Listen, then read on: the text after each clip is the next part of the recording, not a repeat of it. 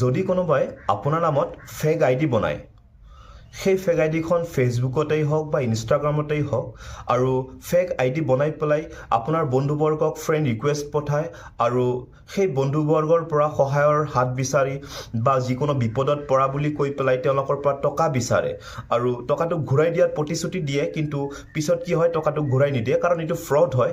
আৰু এনেদৰে যদি কোনোবাই আপোনাৰ নামতো ফেক আইডি বনায়, তেতিয়াহ'লে পোনপ্ৰথমতে আপোনাৰ কৰণীয় কাম থাকিব সেই আইডিটো স্ক্ৰীনশ্বট লৈ পেলাই চাইবাৰ চেলত আপুনি অনলাইন যোগে এটা কমপ্লেইন দিব লাগিব, নাইবা আপুনি নিয়াৰেষ্ট চাইবাৰ চেল অফিচত গৈ পেলাই আপুনি ফিজিকেলিও এই স্ক্ৰীনশ্বটখিনি লৈ পেলাই আপুনি এটা কমপ্লেইন ফাইল কৰিব লাগিব।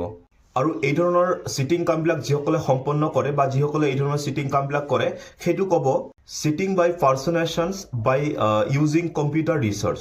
আৰু ছেকশ্যন